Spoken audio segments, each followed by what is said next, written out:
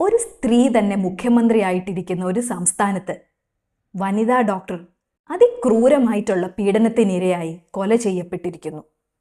RG-കർ medical കോളേജിൽ കഴിഞ്ഞ August 9 ലോകത്തിൻ്റെ തന്നെ മനസാക്ഷിയെ നടുക്കിയ ഈ സംഭവം ഉണ്ടായിരിക്കുന്നത്. ഞാനൊരു ഡോക്ടർ ആയതുകൊണ്ടല്ല ഈ വീഡിയോ ചെയ്യുന്നത്.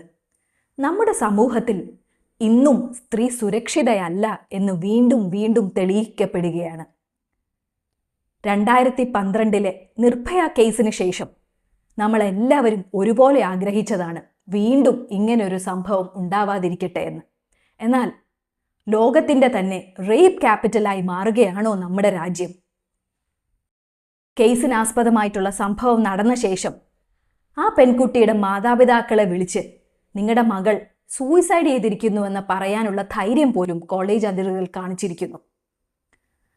ഓഗസ്റ്റ് 14 7000-ലധികം വരുന്ന ഗുണ്ടകൾ കോളേജും ഹോസ്പിറ്റൽ പരിസരങ്ങളും അടിച്ചു തകർത്തിട്ടും ആ സംസ്ഥാനത്തെ പോലീസിന് ഒന്നും ചെയ്യാൻ സാധിച്ചില്ല എന്നുള്ളതാണ് നമ്മൾക്ക് വാർത്തകളിൽ നിന്ന് അറിയാൻ കഴിഞ്ഞത്. മറ്റുള്ളവരുടെ ജീവൻ രക്ഷിക്കാനായി രാപകലില്ലാതെ പണിയെടുത്ത ആ പെൺകുട്ടിക്ക് അവളുടെ അവസാന നിമിഷം നേരിടേണ്ടി വന്ന ദുരവസ്ഥ വാക്കുകൾക്ക് അതീതമാണ്. ആ പോസ്റ്റ്മോർട്ടം റിപ്പോർട്ട് നമ്മളിൽ പലരും പല വാർത്തകളിലൂടെയും വീഡിയോസിലൂടെയും കണ്ടിരിക്കും. വീണ്ടും അത് വിശദീകരിക്കാനുള്ള മാനസികാവസ്ഥ ഇല്ലാത്തതുകൊണ്ട് ഇവിടെ അത് പറയുന്നില്ല. ഇതൊരു ഡോക്ടറുടെ മാത്രം കേസല്ല, എല്ലാ സ്ത്രീകളുടെ മുന്നിലും വന്നു നിൽക്കുന്ന പ്രശ്നമാണ്.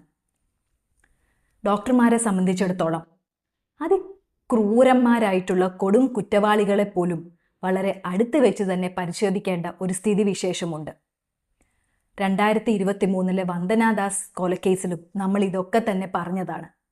എന്നിട്ടും അതിന് തക്കതായിട്ടുള്ള നിയമനിർമ്മാണം നമ്മുടെ സർക്കാരിൻ്റെ ഭാഗത്തുനിന്നോ നീതിന്യായ വ്യവസ്ഥയുടെ ഭാഗത്തു നിന്നോ ഉണ്ടായിട്ടില്ല.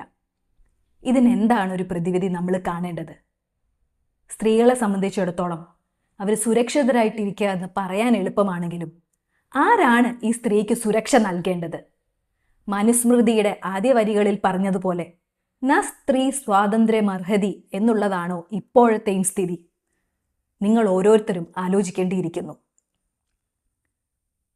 മനുഷ്യ മനസാക്ഷിയെ നോവിക്കുന്ന തരത്തിലുള്ള ഇത്തരം പ്രവൃത്തികൾ ചെയ്യുന്ന മൃഗതുല്യരായ മനുഷ്യന്മാർക്കെതിരെ അവർക്ക് കിട്ടാവുന്ന ഏറ്റവും വലിയ ശിക്ഷ വാങ്ങിക്കൊടുക്കുന്ന രീതിയിലുള്ള നിയമനിർമ്മാണം നടത്താനുള്ള പ്രൊട്ടസ്റ്റുകൾ ഇന്ത്യയിൽ ഒട്ടാകെ പടരണം. നിർഭയ 2 എന്ന് പോലും വിശേഷിപ്പിക്കാൻ പാകത്തിനുള്ള ഈ ഒരു സംഭവത്തിലെ പ്രതികൾക്ക് അവർ എത്ര ഉന്നതരായിക്കോട്ടെ, എത്ര പേരായിക്കോട്ടെ ഈ ഒരു സംഭവത്തിൽ പ്രതികളായിട്ടുള്ളത്, അവർക്കെല്ലാവർക്കും ഈ രാജ്യത്തെ നീതിന്യായ വ്യവസ്ഥ അവരർഹിക്കുന്ന ഏറ്റവും വലിയ ശിക്ഷ തന്നെ വാങ്ങിക്കൊടുക്കട്ടെ എന്ന് നമുക്ക് ഓരോരുത്തർക്കും പ്രാർത്ഥിക്കാം.